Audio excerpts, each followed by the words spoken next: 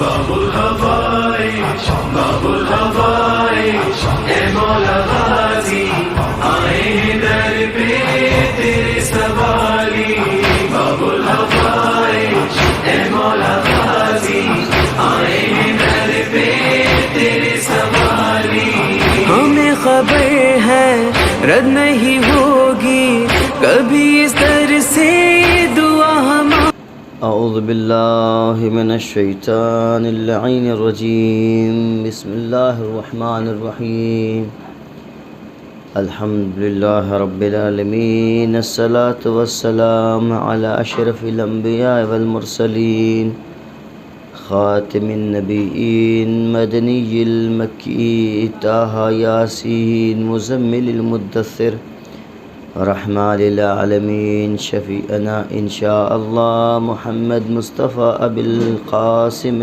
محمد اللهم صل على محمد وآل محمد وآلہ الطیبین الطاہرین المعصومین ولعنۃ اللہ علی اعدائہم اجمعین من یومنا ھذا الی قیام یوم الدین آمین یا رب العالمین اما بعد فقد قال الله سبحانه وتعالى في قرآن المجيد وهو أصدق الصادقين وقوله الحق بالحق بسم الله الرحمن الرحيم الحمد لله الذي أنزل على عبده الكتاب ولم يجعل له عوجا صلوات على محمد وعلى اللهم صل على محمد وآل محمد اذان محترم قرآن مجید کی تلاوت کا سلسلہ رمضان المبارک کے شروع ہوتے ہی ہر انسان شروع کر دیتا ہے اور حتی الامکان انسان چاہتا ہے کہ قرآن مجید کی تلاوت کرے۔ یہ قرآن مجید کا حق بھی ہے انسانوں پر کہ اس کتاب خدا کی تلاوت کی جائے، اور جو اللہ نے اس کے فیوز و برکات کا اعلان کیا ہے اس سے انسان حاصل کرے اور اپنی دنیا اور آخرت سنوارے۔ قرآن مجید کی عظمت، قرآن مجید کے رفعت کے لیے قرآن کی بہت ساری آیتیں اور متعدد روایات اس بات کی گواہ ہیں کہ قرآن مجید کا پڑھنا، قرآن مجید کی تلاوت، قرآن مجید پر غور و خوض کا ثواب کتنا زیادہ ہے۔ قرآن مجید کی رفعت و بلندی کے لیے اتنا کافی ہے کہ اللہ چاہتا اس قرآن کو کہیں نازل کر دیتا۔ توجہ فرمائیے بڑے اختصار کے ساتھ مولانا علمدار صاحب کہ اللہ چاہتا تو قرآن مجید کو کہیں نازل کر دیتا، لیکن آپ قرآن مجید پر غور کریں کہ قرآن مجید نے جب نزول قرآن کا تذکرہ کیا تو کہا وَلَوْ أَنزَلْنَا هَذَا الْقُرْآنَ عَلَى جَبَلٍ لَرَأَيْتُهُ خَاشِعًا مُتَصَدِّعًا مِنْ خَشْيَةِ اللَّهِ۔ اللہ فرماتا ہے کہ اگر اس قرآن کو پہاڑ پر نازل کرتا تو پہاڑ خوف خدا سے رضا رضا ہو جاتا۔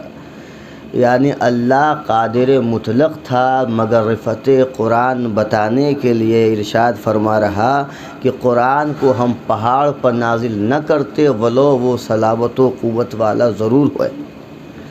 لیکن جب نزول قرآن کا تذکرہ آیا تو اللہ کہہ رہا ہے الحمدللہ الذی انزل علی عبدہ الکتاب، کہ پاک و پاکیزہ ہے وہ ذات، خدا وحدہ لا شریک کی ثنا ہے کہ اللہ نے قرآن نازل کیا علی عبدہ، اپنے بندے پر، ولم یکن لہ عوجا ولم یجعل لہ عوجا، اور اس قرآن میں اللہ نے ذرا برابر بھی انحراف نہیں قرار دیا ہے، انحراف عن الحق، یعنی انحراف نہیں قرار دیا۔ دیکھیں جب نزول قرآن کی بات آئی تو اللہ نے پہاڑ کو اس قابل نہ سمجھا کہ پہاڑ پر اللہ قرآن نازل کرے، مگر جب بندے کی گفتگو قرآن مجید نے کیا تو اللہ نے متعدد مقام پر کہا کہ ہم نے اپنے بندے پر قرآن کو نازل کیا۔ انسان کی ارتقاء کی کہانی اللہ نے انسان کے تخلیق انسان سے شروع کر دیا۔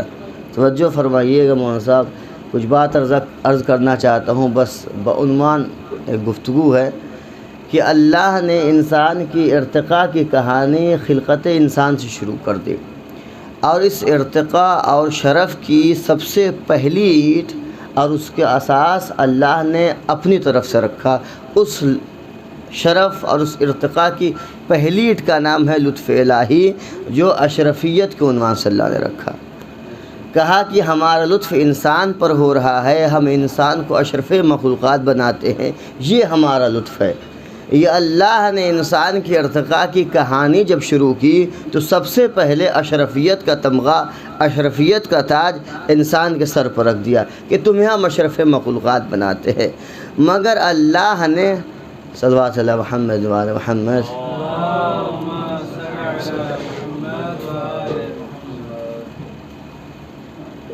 صلوات علی محمد و آل محمد،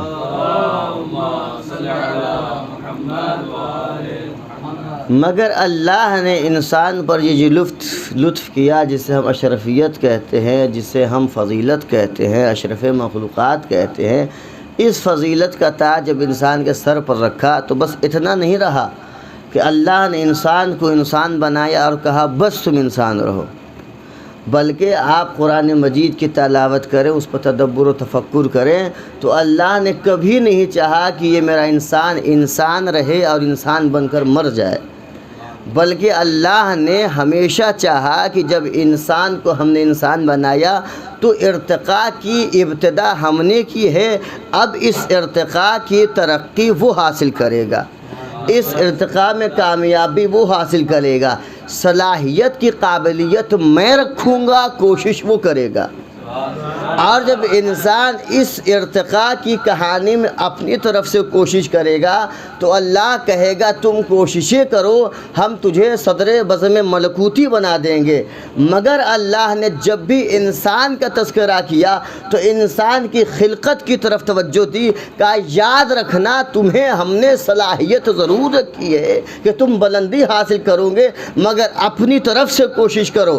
اور یہ بھی یاد رکھنا جب انسان بمعنی انسان ہم یوز کریں گے، استعمال کریں گے، تمہیں یاد دلائیں گے تو تمہاری خلقت کی طرف غور کروائیں گے، تاکہ تمہارے میں تکبر نہ آئے، تمہارے میں غرور نہ آئے۔ اور یہی وجہ ہے آپ قرآن مجید کی تلاوت کریں تو اللہ نے جب بھی انسان بمعنی انسان استعمال کیا ہے اور یاد کیا ہے انسان کو تو کہا انی خالق بشرا من طین، ہم نے انسان کو مٹی سے پیدا کیا۔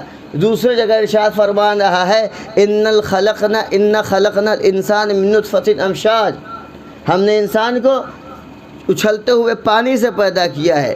اسی طریقے جب انسان کی تخلیق کی گفتگو کرتا ہے تو اللہ فرماتا ہے کہ ہم نے انسان کو تراب سے پیدا کیا، یعنی جب بھی اللہ نے انسان کو اشرف مخلوقات بنانے کے بعد پیدا کیا تو اس کی خلقت کی کیفیت کو بیان کیا ہے، اس کی خلقت کے وجہ کو بیان کیا ہے کہ اللہ نے تمہیں کیسے پیدا کیا، اللہ نے تمہیں پیدا ہونے کی کیفیت کو بیان کیا۔ مگر یہی انسان جب اللہ نے اسے پیدا کر دیا اور اللہ نے ایک مقصد کو بیان کیا اور کہا وما خلقت الجن والانس الا لیعبدون، ہم نے انسان کو پیدا ہی نہیں کیا سوائے اس کے کہ وہ ہماری عبادت کرے۔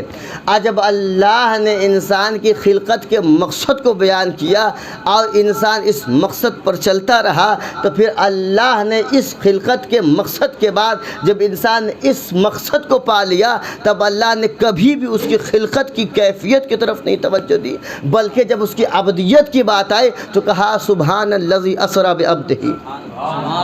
توجہ فرما رہے ہیں، یہاں پر غور فرمائیے، جب تک انسان رہا اللہ نے اس کی کیفیت کو بیان کیا کہ اسے کیسے پیدا کیا، مگر جیسے ہی انسان نے اپنی کوشش سے جب انسانیت کے حدود کو تجاوز کیا، انسانیت کے قمہ کمال پر پہنچا اور عبدیت کے دائرے میں پہنچا، عبدیت کے مساحت میں پہنچا، تب اللہ نے اس کی معراج کو یاد کیا، اس کی خلقت کی کیفیت کو یاد نہیں کیا۔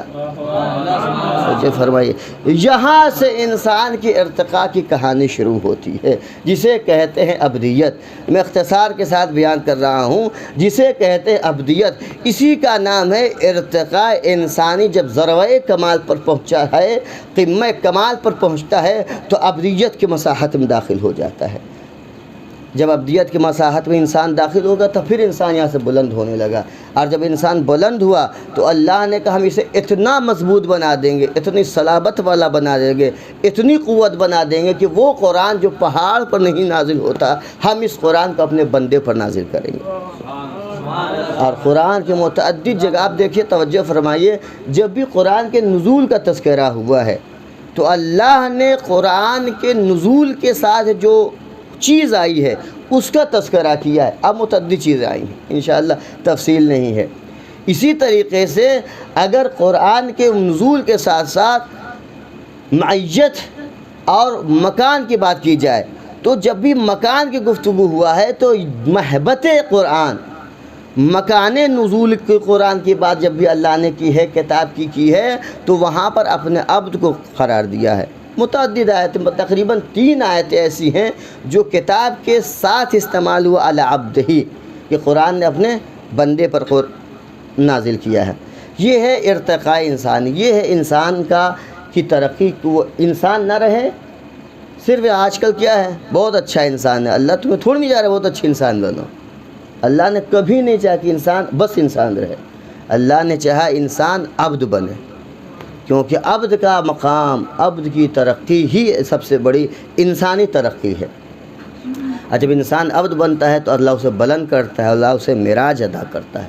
میں نے کہا قرآن مجید بڑی اہم کتاب ہے، یہی وجہ ہے کہ اللہ نے اسے اپنے بندے پر نازل کیا۔ اور ایک اور قرآن کی خاصیت بیان کر دوں کہ اللہ نے جب بھی قرآن کو نازل کیا تو قرآن کو اکیلے نہیں چھوڑا، کہیں تذکرہ کیا ہے کہ قرآن کے ساتھ ہم نے نور کو نازل کیا، کہیں پر کہا کہ قرآن کو ہم نے نازل کیا ہے تو اپنے بندے پر نازل کیا۔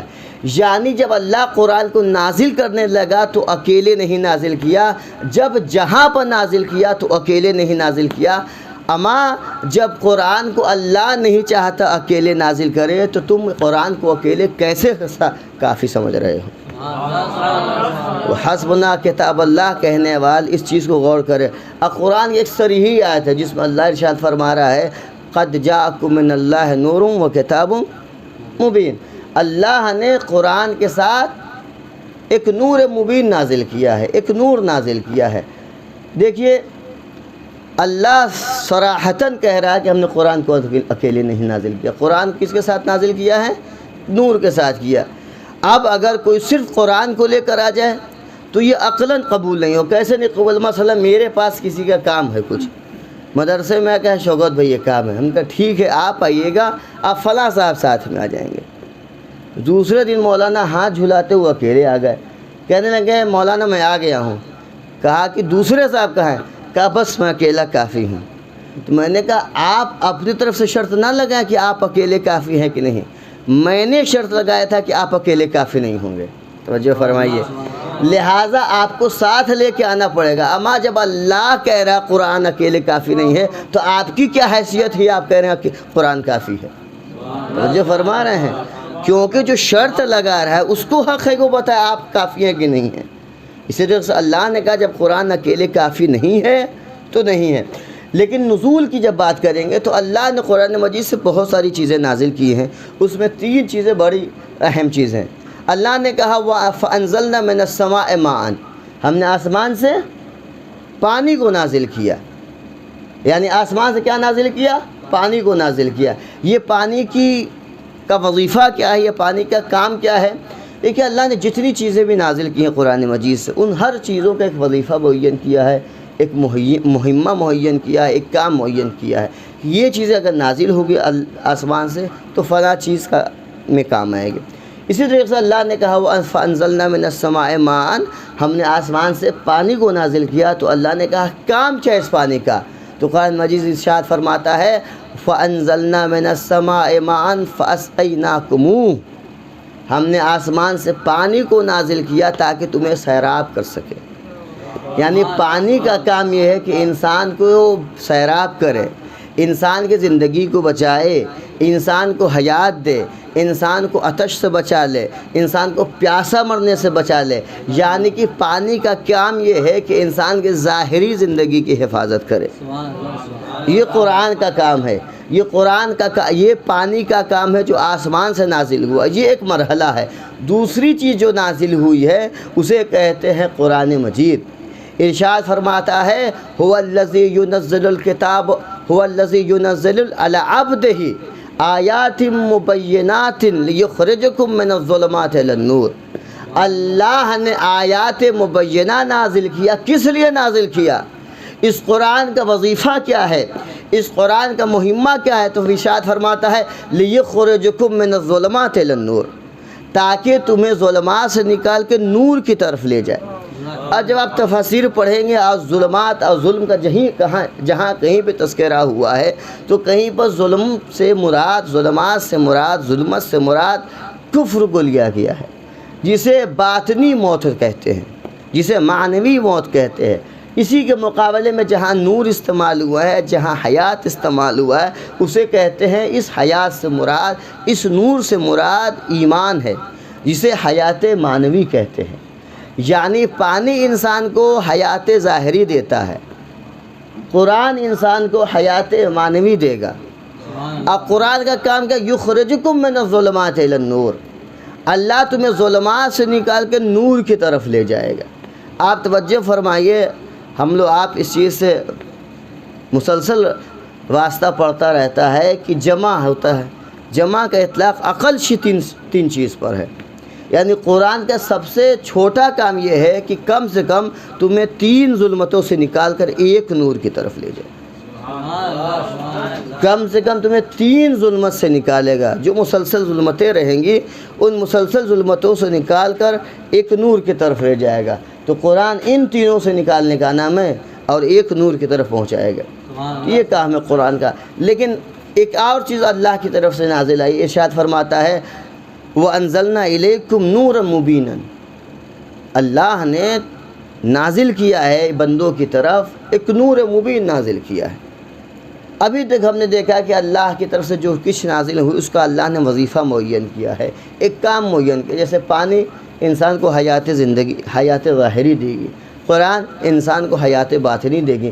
لیکن جب اللہ نے نور کی نزول کی تذکرہ کیا تو اللہ نے یہ نہیں کہا کہ تمہیں نور سے یہ کام لینا ہے، توجہ فرمائیے گا، اللہ یہ نہیں کہا کہ تمہیں نور سے یہ کام لینا ہے، بلکہ اللہ ارشاد فرما رہا ہے وَاتَّبِعُوا النُّورَ الَّذِي أُنزِلَ مَعَهُ۔ اب نور کا کوئی کام نہیں ہے، اب تمہارا کام یہ ہے کہ تم نور کی اتباع کرو۔ توجہ فرمائیے گا کہ اب یہاں سے اللہ نے نور کی اہمیت اور نور کی فضیلت کو بتانے کے لیے اللہ نے کہا کہ تم پر واجب ہے کہ تم نور کی اتباع کرو۔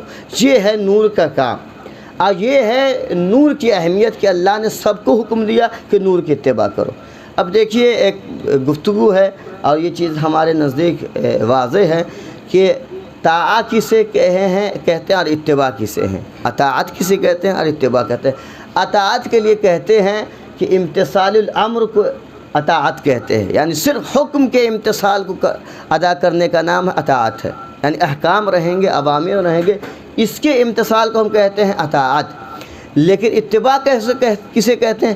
کہتے صرف اتباع امتثال امر کا نام نہیں ہے، اتباع کہتے ہیں تقلید فی العمل کو، توجہ فرما رہے ہیں، تقلید فی العمل کو کہتے ہیں، یعنی جس کی اتباع کا حکم دیا گیا ہے اس کے نقش قدم پر اپنے قدم کو رکھنا، اس کے فعل جیسے اپنے فعل کو کرنا، یعنی جیسے وہ نماز پڑھے ویسے ہمیں نماز پڑھنا چاہیے، جیسے وہ روزہ رکھے ویسے مجھے روزہ رکھنا ہے، یعنی جیسے جیسے وہ عمل کرتا رہے انسان کو چاہیے اس کے عمل کے مطابق انسان عمل کرتا رہے، یعنی ہو بہو وہ عمل کرے، اسے کہتے ہیں اتباع۔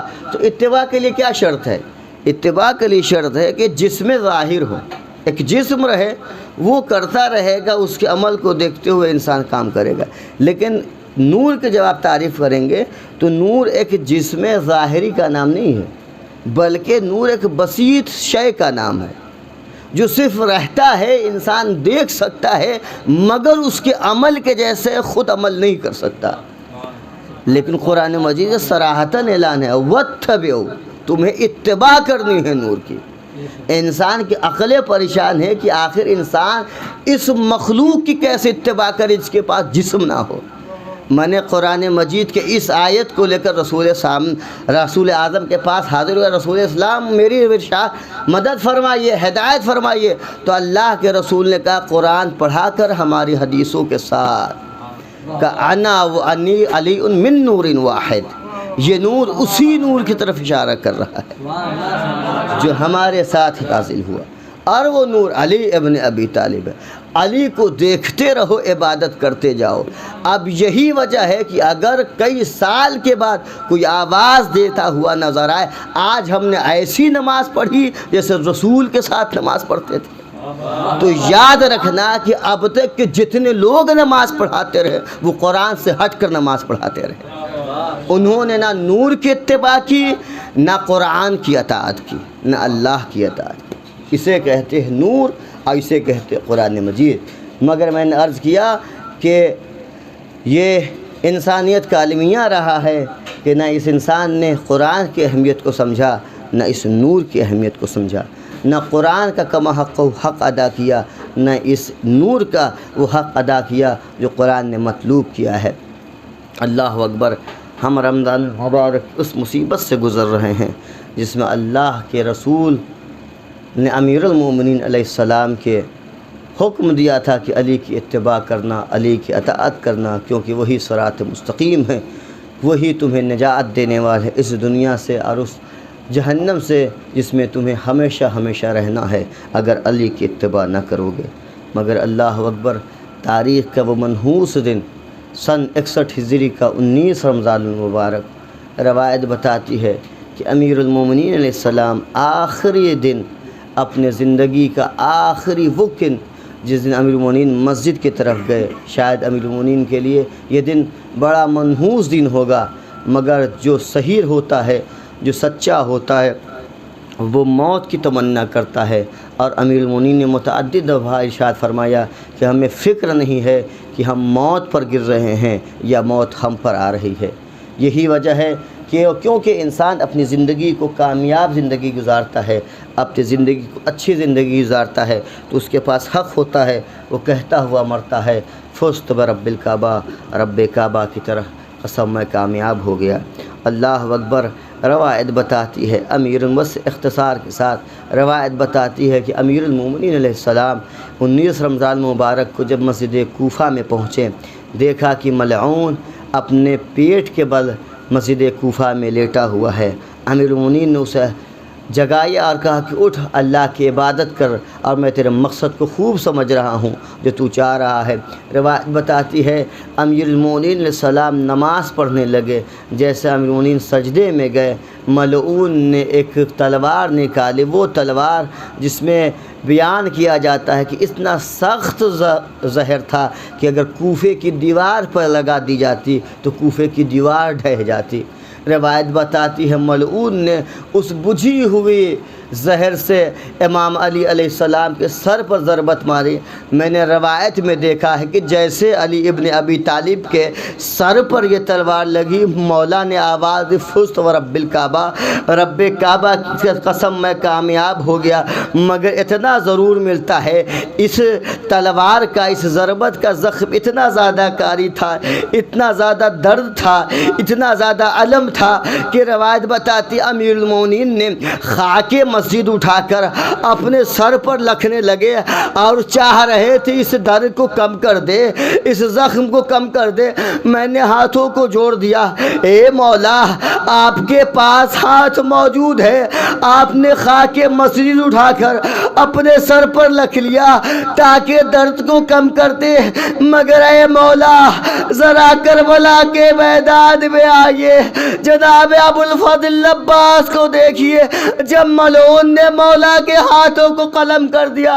ایک ظالم نے ایسا گرد مالا کہ عباس گھوڑے پر سنبھل نہ سکے, زمین پر تشریف آئے, ہاتھ نہیں تھا, منہ کے بل مولا عباس زمین پر تشریف لائے. یہی وجہ ہے امام زمانہ ارشاد فرماتے ہیں میرا سلام ہو اس مظلوم پر کہ اب تک جو بھی گرا اس کے پاس ہاتھ سلامت تھے, ہاتھوں کا سہارا لیا, مگر ہائے رے عباس ہاتھ نہیں تھے, منہ کے بل زمین کربلا پر تشریف لائے. وَسَيَعْلَمُ الَّذِينَ ظَلَمُوا أَيُّ مُنْقَلِبٍ يَنْقَلِبُونَ. لعنت اللہ علی قوم الظالمین.